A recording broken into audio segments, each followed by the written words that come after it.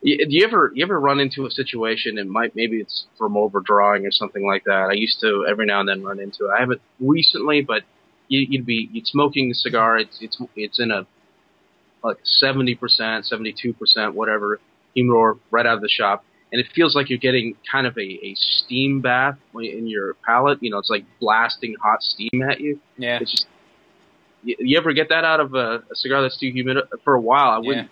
I kept everything in the mid 60s because I didn't like that. I didn't like the draw being too tight. And for the most part, I'm finding I'm kind of inching back up towards 70 on a lot of stuff. And as long as the humidity remains consistent, you give it some time, let it adjust.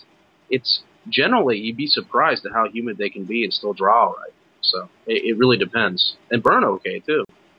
You know, I over the years, I think I've gotten tremendously lazy in how I maintain my cigars.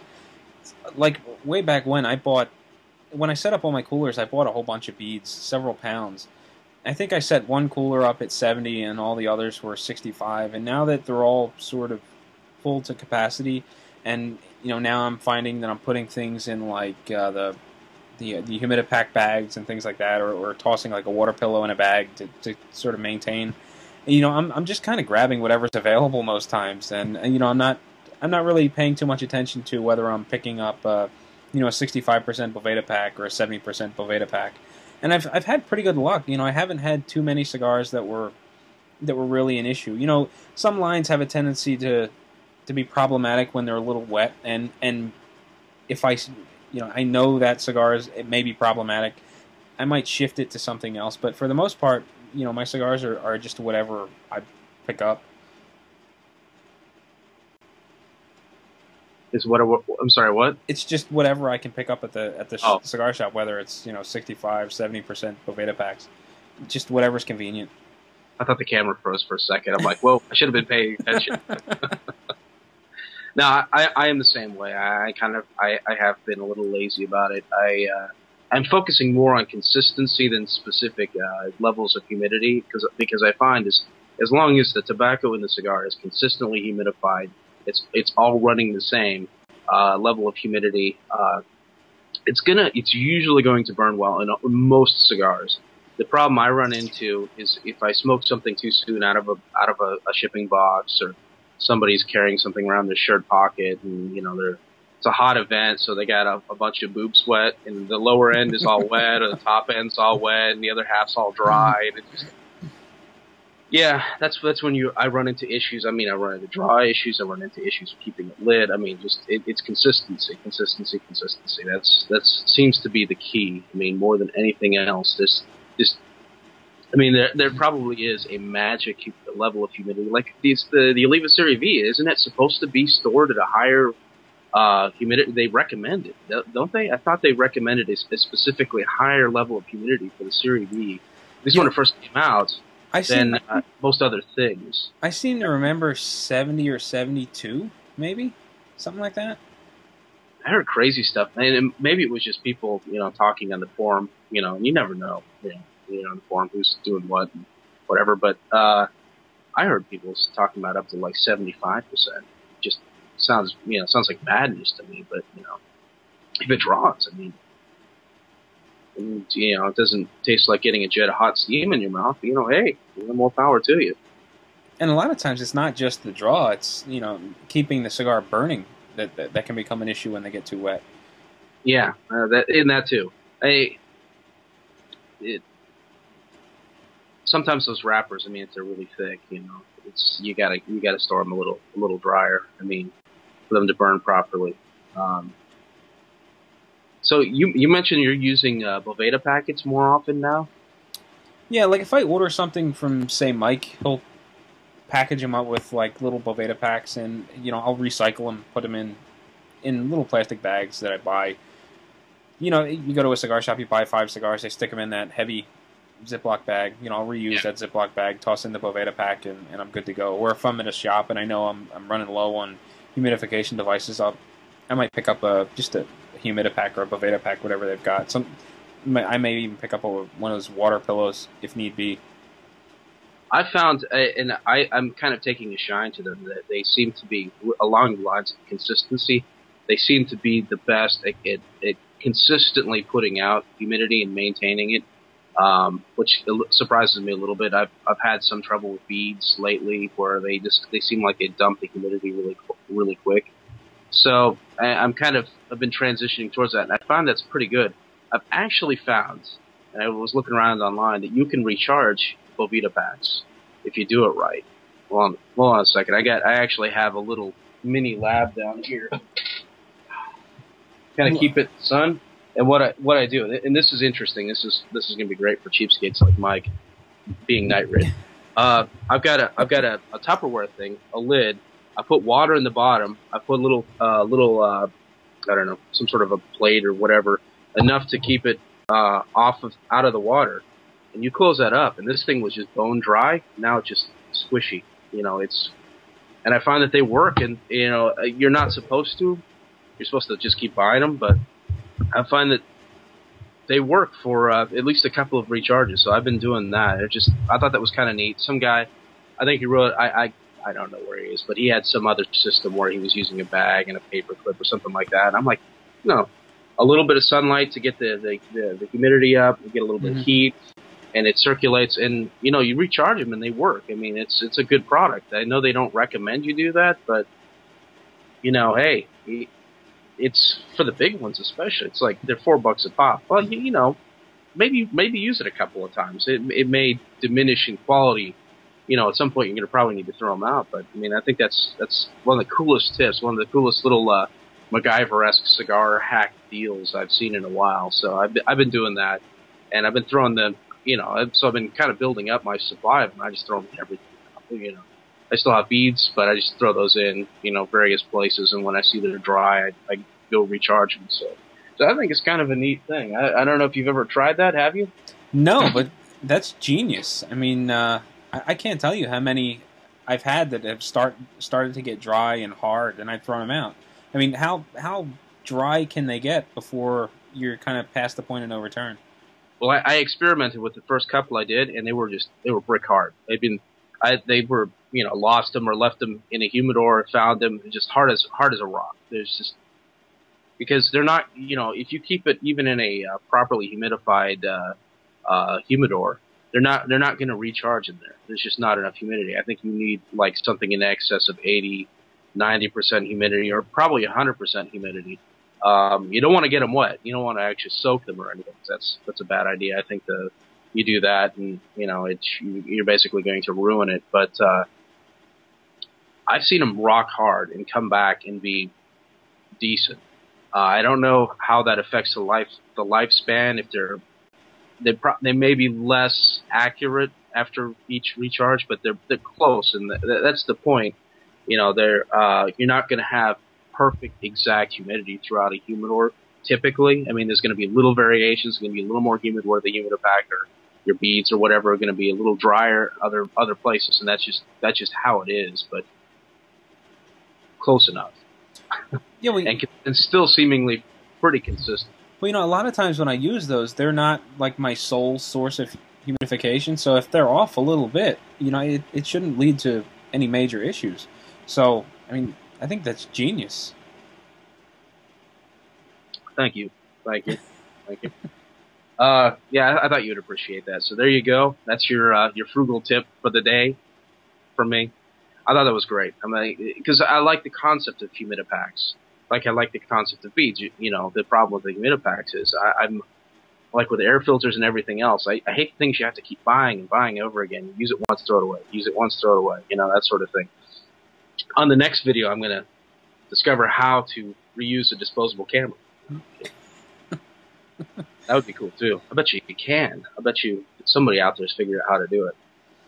That was the big appeal to those water pillows that I get every now and again. When they dry out, you just dunk them in water, and they suck up the water, and you're good to go. They're recharged. You shake them off, and you're rinse and reuse. But the downfall of the Bovita packs was they dried out, and you had to throw them out. So that's great. I know. Doesn't that make you feel stupid? All those humidipacks you threw away. I mean, Bovitas, whatever. Whoever is out there is just loving it. But yeah, of course, not recommended. They're gonna, the sales rep or owner or something sees this and said, before you leave a comment, call us jerks. We understand, not recommended, may not be optimal, but it's kind of neat. It's kind of useful. It might save some people some money. And I think in the end, I'm buying way more of them than I ever did before. I didn't buy them at all. Now, because I can recharge them, I'm buying them more often. And I'm building up a little humidipack army that I can just throw around and humidify everything. So, well, you know what actually got me started using those was when we did the Twitter Brother Leaf Cocktail Hour in New Orleans. When we got those humidipack bags. All the stuff I was throwing in the bags, and then as the bags were being depleted, I was throwing stuff that I was buying in the bags, and I just found an incredible way to keep cigars in a small space. So that was what started this whole thing of me buying the devices. And that works so well. I think that one of them is only just now starting to dry out a little bit. And I gotta go cycle it out. I threw an extra one in there to try to be double sure that I was maintaining humidity and everything. And it's done an amazing job. I gotta be honest. It's impressive. It shouldn't have lasted this long, but the one needs to charge just now. And I had there were two in there, so it's probably not. And it's a plastic deal, so you don't have the woods absorbing the water and it leaking out. It's zipped up, so it's. Oh yeah, and that's the other thing. I mean, as much as I like humidors, any type of airtight container, plastic container, as long as you get the smell out. I mean, there's no better way for maintaining real consistency in the humidity of the environment. I mean, don't get me wrong. I love humidors, I love the cedar and all that. I think that's a great thing. That's fantastic. But what I'm saying is, I'm certain that if people knew this, and that it's good for say 2-3 recharges or whatever. That's a sales point, I think. So like I said, it's not recommended by them, but please don't hate us. In fact, we are accepting advertising. Yeah, you had mentioned the lifespan of those bags, and I think they're advertised as lasting 30 days, and I did the same thing as you. I tossed another Boveda pack or humidipack, whatever it is, inside of that bag, and it's still going strong. So it's a great device. Months, we're not talking a month. We're talking like IPCPR last year. We're talking 9 months or something like that. Those big ones are the bomb. The little ones are nice too. They go well in little travel humidors, I found, because that's another source of a lot of potential inconsistency in the cigars environment. But I throw a couple of those in now. I mean, now I'm erring on the side of too many in a given thing, just to ensure the consistency, because that's my big hang up right now, is the consistency on not particular percentage of humidity or whatever. Well, what are you using for a travel humidor? I remember, don't you have one of the big Zycar cases that that carry like 20+ cigars, or do you also use the smaller ones? I have I forgot, I got a big one. I need to double check that the humidipack in that's working properly. I have one that does like 80 or some just ridiculous number that I picked up somewhere. I think I got it from Cigar Man, actually. Pretty sure I got it from Cigar Man back in the day. I also have a 15, and a lot of people like to give out. This is another interesting thing I found. A lot of people like to give out you go to an event, like went to the, what was it, not Cigar Fest, but the other one. The Expo. The Expo, there we go. Sorry, famous. The Cigar Expo. And they gave, we got a $5, and I've been carrying that around forever. I find, though, I think the best size is the size that I don't see as often given out in events. I don't see it as often for sale, I don't think. But there's a 10 count. The 15 is too big. The 5 is great, but it's like, I'd like to have another cigar or two, The 10 is just ideal. So, but I carry those around. I have a couple of all sizes except the 10, which seems to be really the size I want, but it's the one I don't have. I actually have a 10. I don't carry it very often just because it's kind of bulky. But if I'm running out, just for the day, I usually just grab one of the small one that we got from Cigar Expo. 5 slots. But I mean, they're kind of small to be putting like a Boveda pack in. Do you just use the internal humidification device, or do you have something crafty going on to to No, manage I'm humidity? using the little Boveda Humidipack deals.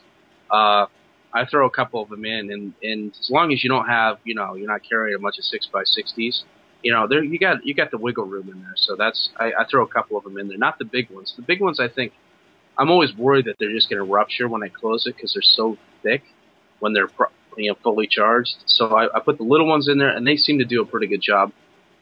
I did do, almost all of them come with a little green floral foam, and that does the job. But the thing is that just dumps. I mean, it's like dumping a bucket of water in there. I mean, it leaves the foam as quickly as it possibly can, and you wind up with cigars that are like, 100% humidity on one side, and maybe slightly lower on the other, and they draw terribly, or if you just put something in. So if you're using the same level of humidity in whatever humidor you have, and use these packs at the same level, ideally you're taking it from one environment to another that's the same. It's going to be consistent throughout, ideally, but there's no way of ensuring that with the floral foam.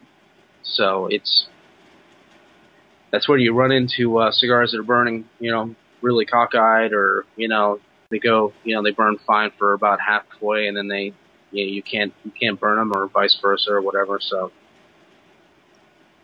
usually, what I'll do is I'll make sure I load it up with 2 smaller cigars so that I have room at the bottom, and then I'll just like lay a water pillow in there.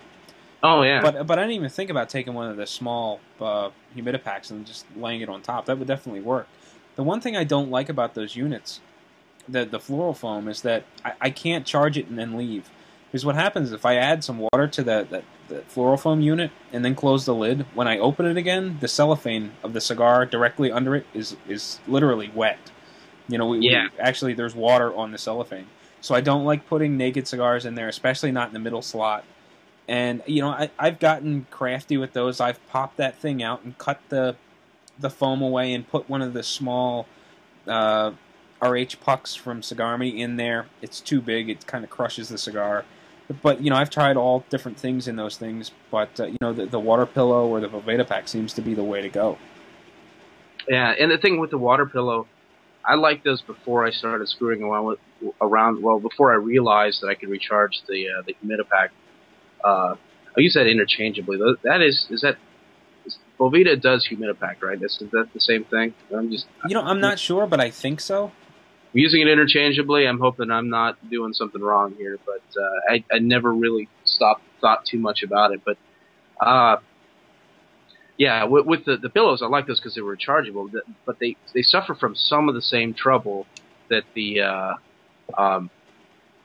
floral foam does. I think that they dump the humidity. And also, I found that if you're using the same one I'm using that has a little baggie in it, I find the baggie sticks together. They get moldy. The bag sticks together because of the humidity, and then you don't have any of it escaping. So you wind up with moldy, and then ones that just aren't putting out it's a great idea, but I just find that, practically speaking, I think it's good for sending off shipments and such. You mailing cigars to somebody, you throw one in. I think that's a good idea, but I think that it's not the best in terms of just maintaining, kind of a regular humidity, being guaranteeing. I like the idea, and I think it would work better if you didn't put it in the little bag, but I'm not sure if that would wind up soaking anything it came in contact with. That would be my concern. I've never actually opened one up and looked inside to check for mold. That's something I should probably start doing, because usually there's actually the holes in the outer bag, so I just kind of dunk the whole thing in water, pull it back out, shake it off, and just let it go. But really? Yeah, it's probably a good idea to open it up and look inside for mold, because you're right, it's like perfect breeding ground for mold to develop.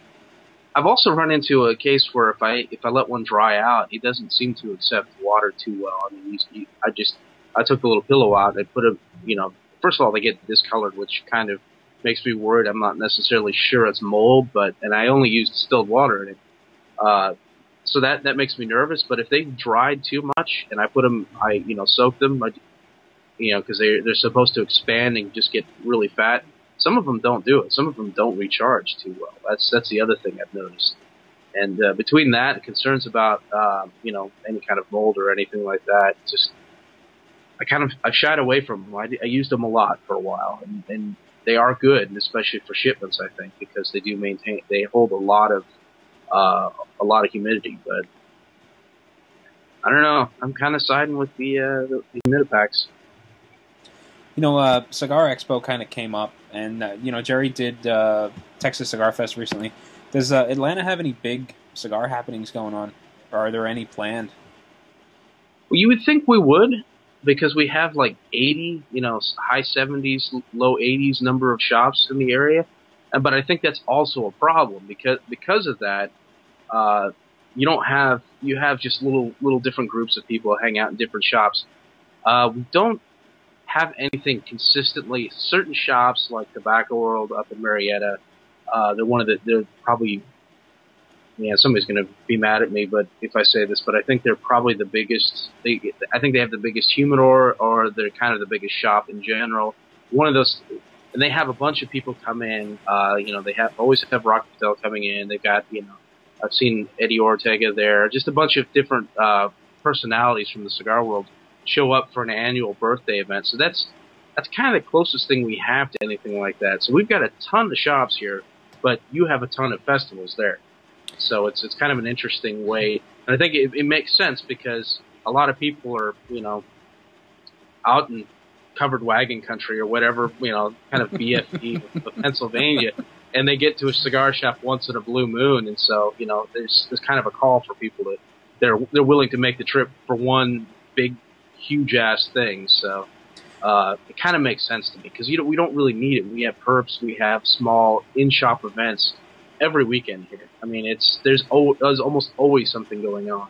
I say that thinking that I actually don't have one this weekend. I probably just don't know about it. I'm sure we do somewhere. That's an interesting way of looking at it. It's just the shops in this general area are kind of spread out, and you've got to get in your car and drive a little while to get to them. So it does make sense as to why we have these big festivals. We have the two, Cigar Fest and Cigar Expo, and even just general store events. We don't seem to have very many of them. I don't know that maybe they don't draw enough. In a lot of shops, they kind of spread them out, so there might be 2 months between events. So actually seeing a manufacturer at a local shop in this area is it's a rarity. I don't think I've ever seen a manufacturer at a local shop outside of Cigars International, Famous, or if the shop owner is a friend. For instance, Top Shelf Cigars, the owner, Jim, is a friend of Jose Blanco. So once a year, Jose Blanco might stop in, and that's about the only time you're going to see a manufacturer.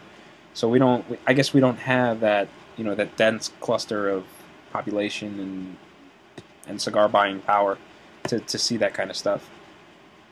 Yeah, I think that's it. Because you have a shortage of actual proper events, people are more likely to, haul ass and head over there. And the other thing, I think your tax situation with cigars, and then as a result having the big catalogs based in your state, I think that also kind of is part of it. You've got a concentration of two. You've got at least two, I don't know, maybe more, big catalog companies that are kind of nearby. I know that they're easy driving, so I visited both when I was there. So they're gonna have they're gonna have competing events, and they've got the deep pockets to pull it off, and you have one, then you got to have the other, because they're like, well, these guys are doing it, we got to do it too, Mm-hmm.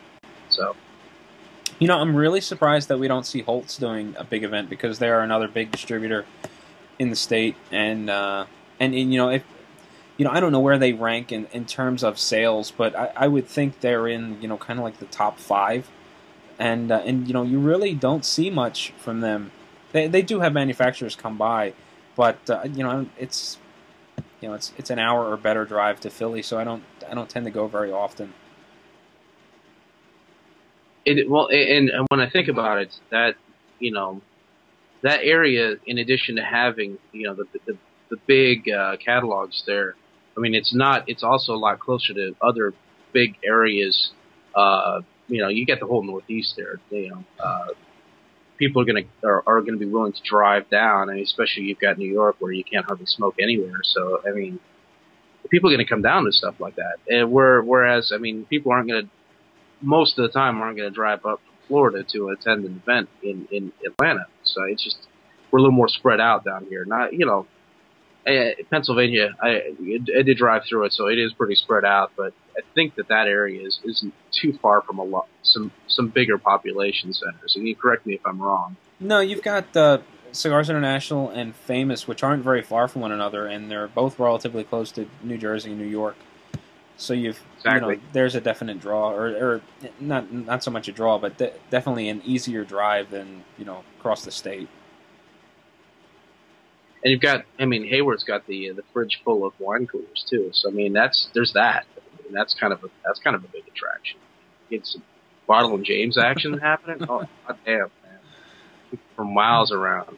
Well, they're getting a new building, so I'm curious if Hayward's getting his own office, is he going to have like the massive wine cooler fridge? What's going to go in there? I'm going to have to see if I can get a behind the scenes tour of the office space and check in on him. Yeah, that would be good. I'd like to see each shelf and what he selects.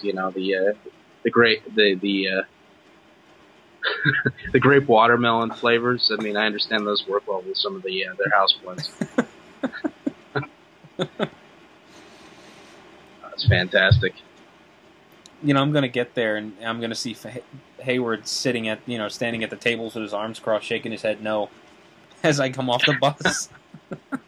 I would love to go up to that again. It's a shame that it's such a haul, and I just don't want to fly up there. But that's a good time. I can't speak to the other one. You guys have done the other one, but the Expo, or is it being called the Expo this year, or is it something else? No, I think they're calling it the Cigar Nivel this year. Cigar Nivel. Ah, okay. Another name for me to forget pretty easily. But, I don't know why Expo is so hard. It's freaking 4 letters, But anyway, I always keep Cigar Fest, and I don't know why. But it's definitely worth going to. I mean, I don't remember what the price of admission is, but it's a good time. That's the thing, because we don't have the shortage of events down here. It's hard to get somebody to pay to attend an event. Back to Tobacco World, when they have their annual party, they have food, they have drinks, they have all sorts of neat stuff, and to try to cut down on some of the mooching, people that would just show up, hang out, smoke samples, and eat their food. They actually they start putting in a fee to get in. It's like $10 or something like that, but you get a $10 credit. The idea is we're gonna ensure that people aren't just coming to mooch; they're actually going to buy. They're going to hang out. They're going to support the shop.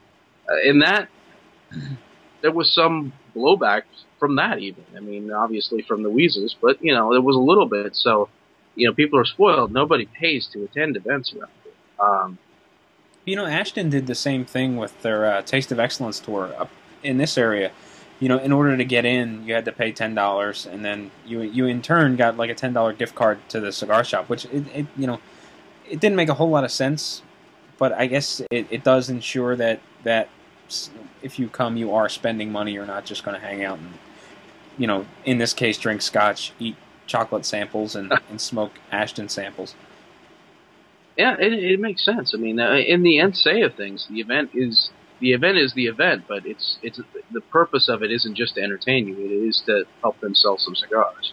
So, I mean, and with any of those things, if they know you and you're a regular customer, I'm sure you don't have to worry as much about it, but or they don't worry as much about it. But yeah, so I mean, the fact that we have tons of events. They're all free. We have actually had some big herfs. We have every couple of years, or not every couple of years, but whenever there's we got a fellow named Bill in the area. Whenever there's a full moon on a weekend, Friday, Saturday, or sometimes Sunday, he has a full moon herf. So a couple of times each year, they're typically some of those, and that's a big deal. I mean, you buy raffle tickets for that, and you give cigars to the troops. So there is kind of a fee for that, but it's really not. It's something that people overlook because there's just the raffle's crazy, just nuts. Just tons of stuff being given away. It's just unbelievable. The guy does for a guy that just hangs out, smokes, he's a retired guy. He puts together a pretty mean event, and it's if you're in the Atlanta area and you haven't been to one of those, you need to check that out. It's a number of them have definitely been worth driving in from out of state, and some people have, I think. Well, with the number of events that you have, do you see the same specials over and over again, or do you see a variety of things?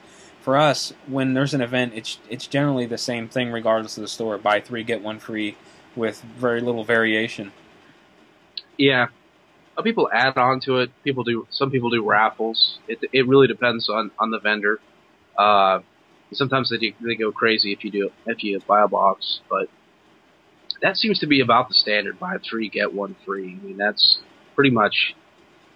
I haven't been to a lot of events where that wasn't the case. I've seen some that's buy 2, get 1 free, but that's pretty rare.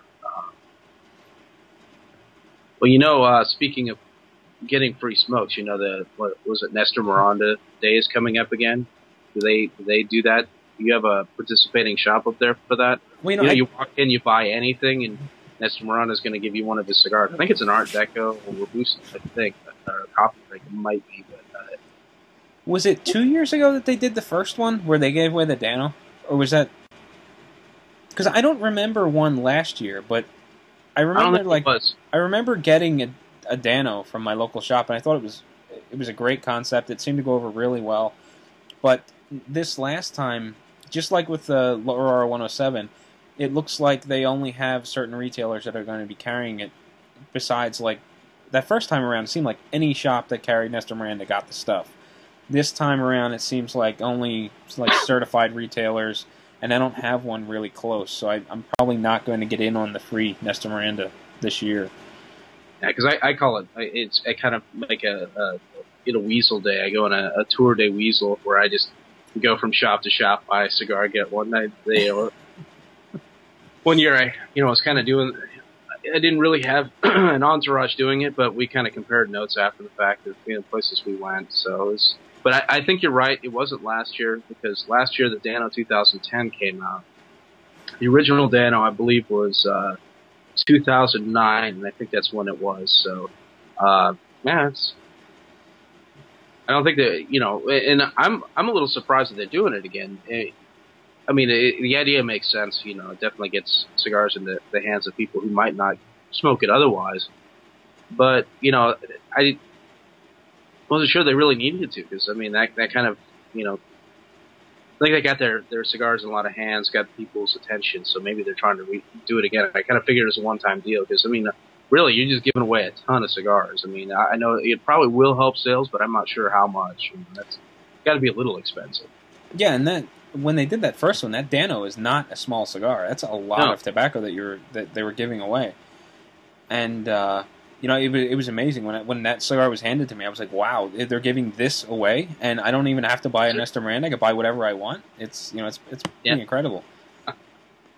Yeah, no, that was pretty impressive. I don't think it's quite as large this time. I don't think they're giving away the Grand Toro Art Deco. I believe it's the Art Deco. I think it's the Art Deco coffee break size, I believe, is what they're giving out. But still, it's a free cigar, and it's a good cigar. I'm a fan of the Art Deco, so. That, and it gets people out to local cigar shops, which is always a big plus. Well, and if you're in an area like me and you decide to do a tour day weasel, you probably hit not only the shop you normally hit, but you may hit some other ones, and go that way. I may or may not do it. I do feel kind of weaselly doing it, but it is kind of fun. Did you get in on the La Gloria Serie N day?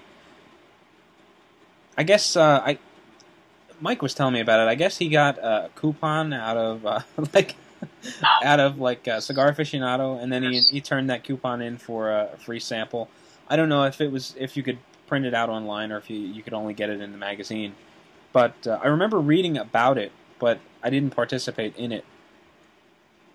Yeah, you know what? I think I got that issue of CA, and it was a coupon. There might have been places to get it online, but I guess I kind of got in on it because they sent me a bunch, and so I think they might have been looking for a review with it, and if so, sorry guys, I wound up giving it out to people. So I think I did one better. I'm like, here, here's a Syrian, try this. They sent me a bunch, and I'm not sure if it's because we already had a review or what it was. I mean, I'm not the biggest fan of the cigar, I'll be honest with you, so, might have worked out to their benefit, me giving them out. But, yeah, I guess I was kind of involved in it, and I know myself and another guy or two in the area, we wanted to smoke them out during the Syrian day, and, it was a cool concept. I like the idea. It's, getting a bunch of people, I mean, that's a really good way to get a bunch of people to smoke your cigars, and I knew ahead of time that I'm not the biggest fan of them, and I still smoked one, so.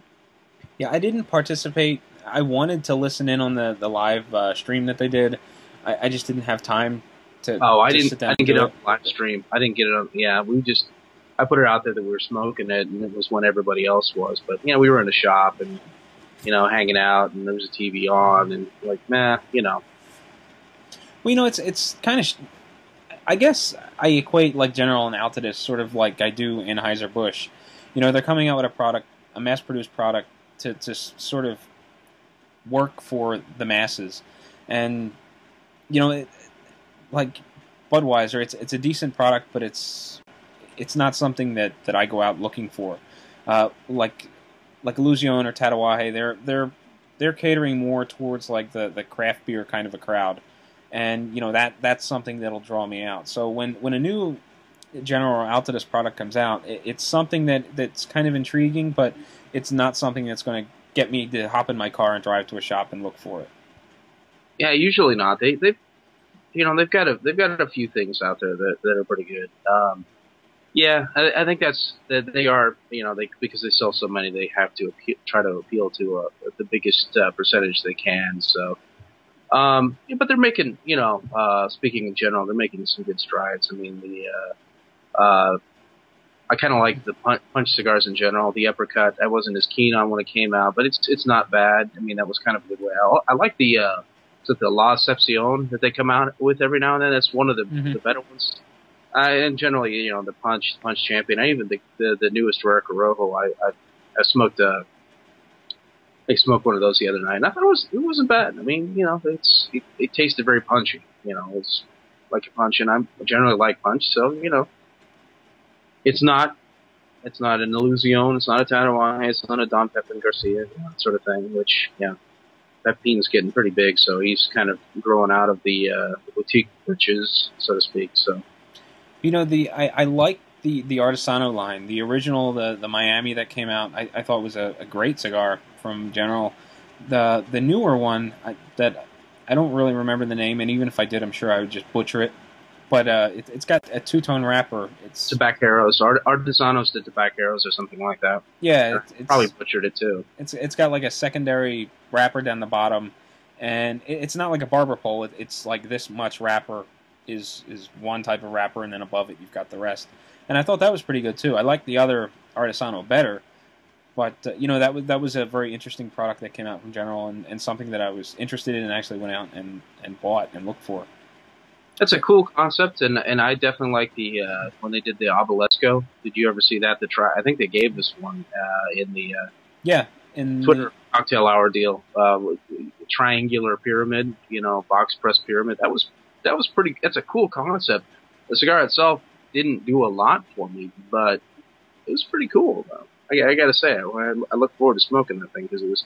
And I like that they're definitely trying. They're definitely looking for ways to appeal to people who are looking for something special. So, but it is what it is. They also have to appeal to a much larger audience. So.